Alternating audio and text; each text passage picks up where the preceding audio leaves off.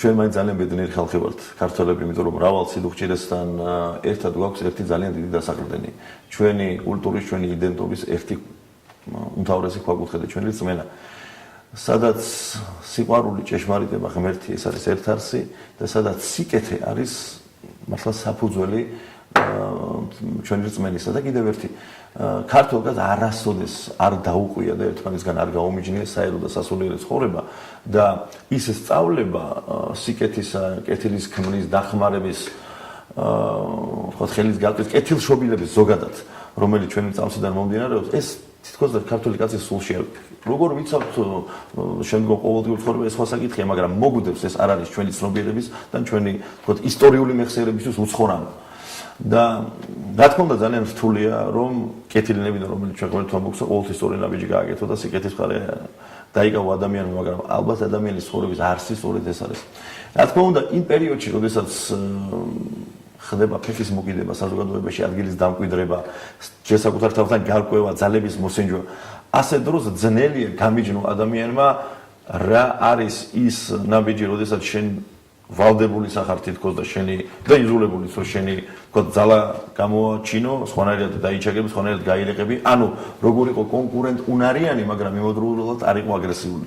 როგორ გამოხატო შენი მე, როგორ დაიმკვიდრო ადგილი, მაგრამ სამართლიანი მეთოდებით ისე რომ ეს არ იყოს ხისთვის საზიანო.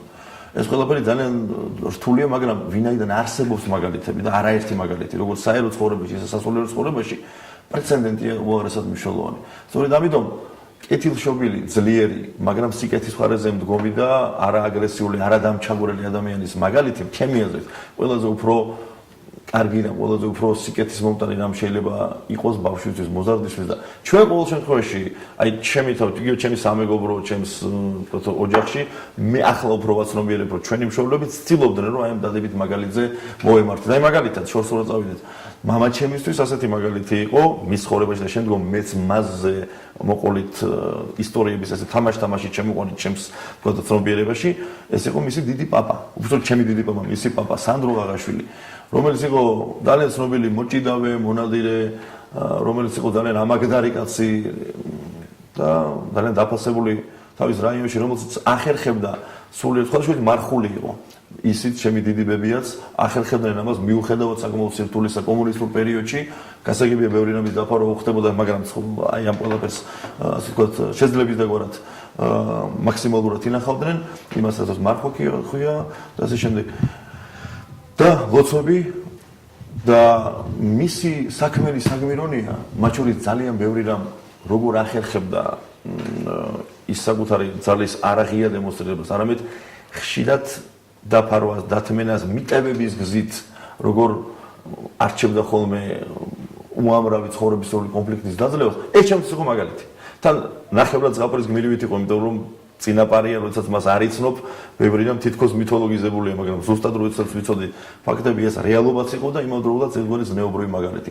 ზოგადად დღეს ჩვენ ვართ ძალიან დიდი ზნეობრივი შეჭირვებისა და ზნეობრივი სიდოქჭირის პერიოდში. და მთავარი ალბათ აი ამ ზნეობრივი არჩევანის დროს არის სიკეთის მხარეს დგომა და სულითა და გულით ვუსურვებ ყველა ქართველს, ყველა ბავშვს, მით უმეტეს მოზარდს, რომ იმ პერიოდში, როდესაც ძალიან მძიმედ იგზნობს თავს. ყველაზე მქონია, როდესაც სიმწრისაგან ლამის ინდაყვები მართლა დაგვიკმენია და ყველა შვენჭველი წილი ბალიში გაგვიღეჭია სიმწრისგან ღამე, იმიტომ რომ სხვანაირად არ ხდება, მით უმეტეს მამაკაცის ცხოვრება. იგივე გოგონებისა. ყველას უსურვებ, რომ სიდუხჭირის ჯამს წმენით, სიკეთის მხარეს დგომით, ლოცვით გადაელახოს ყველაფერი ეს, იმიტომ რომ არავის ამ ქვეყანად, არავისთვის ბოროტებას არასოდეს სიკეთი არ მოუტანია და შეუძლებელია რომ ბოროტება დაძლევი.